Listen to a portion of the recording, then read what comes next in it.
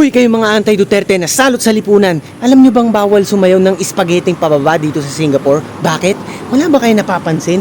Walang mga spaghetti wires dito. Walang mga nakakalat na mga kable ng kuryente sa mga poste-poste. Kaya napakalinis, napaka-safe oh. Hindi kayo matatakot na may transformer na sasabog o may makukuryenteng bata dyan. Wala. Dahil ganyan dito sa Singapore. Just like in Davao City, no? The only city in Philippines, no? Na talagang as early as 2014. Si Tatay Digong pa lang ang namumuno sa Davao, talagang meron na silang blueprint o plano para sa napakagandang proyekto na ganyan, no? There is such thing as underground cabling system, no? Dito sa Singapore at dyan din sa Davao, no? Na talagang noong 2017 nung si VP Sara naging mayor ng Davao City, no? Talagang nasimulan, talagang naisakatuparan na yung underground cabling system na yan, na talagang nagpaganda, nagpalinis sa Davao City, no? Up to now, yung mga major avenues and roads dyan sa Davao, no? Talagang makikita nyo na ganito rin. Walang mga nakakalat na mga kable. Napakalinis, di ba? Hindi tulad dyan sa Metro Manila na ultimo yung mga politikong mga pulpul na kapit ko sa bangag na administrasyon, no? Talagang hanggang drawing lang hanggang ngayon ang mga ganyang klase ng proyekto, no? Kasi nga, napakahirap niyan talagang i-implement. Bakit, Noipi? Alam nyo bang ilang milyon ang kailangan gastusin para lang makapaghukay kayo at maibaon ang mga kable ng kuryente sa ilalim ng lupa, no?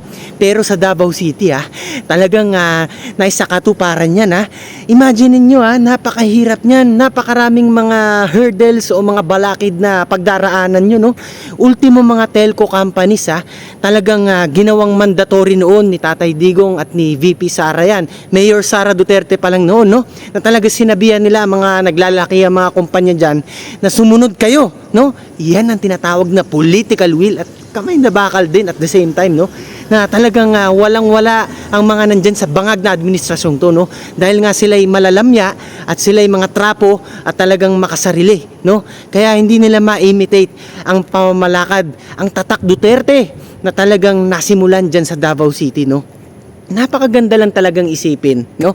Na talagang kung sa Singapore may gantong sistema, no? Underground cabling system, nagawa na pala yan sa Davao dati pa. So talagang nagkakaroon tayo lalo ng pag-asa na ang Pilipinas na maging Singapore talagang hindi malayo sa katotohanan, no? Basta maupo lang si VP Sara sa 2028 at syempre ang inyong lingkod, ang inyong tigasing Noipi, susubaybay tayo, aalalay tayo sa ating VP Sara, no? Nang mapabilis may sakatuparan ang pangarap nating lahat na makasabay nga sa Singapore, ang bansang Pilipinas, no? Imagine niyo dyan sa Davao, hindi lang ito para sa kanilang mga constituents, Ginawa yan ni Tatay Digong at ni VP Sara, silang mag-ama, no? Para din sa long-term stability ng kanilang syudad ng Davao. Bakit? Unang-una, hindi lang ang kanilang mga residents ang makikinabang sa ganyang kagandang proyekto. Kung hindi ang mga banyaga din ng mga investors, no, na nag-o-open up pa ng mga karagdagang mga negosyo diyan sa Davao, na nag-o-open up pa lalo ng mga dagdag na trabaho para sa ating mga kababayan. Imagine niyo ang pag-iisip, no? Ibang klase, napakagaling talaga ng mentalidad ng mga Duterte diyan sa Davao. Kita niyo hindi talaga yan mapantayan ng mga trapong politiko diyan sa Kamaynilaan at kahit diyan sa Luzon na hanggang ngayon nga, hanggang pangarap na lang nila na mailagay nga yung mga nagkakalat na mga kabling yan sa ilalim ng lupa, no? Hanggang ngayon talaga, puro na lang sila plano pero wala, hindi nila kayang sabayan ang political will na nagawa na talaga, no? Napakagandang track record ni VP Sara at ni Tatay Digong, no?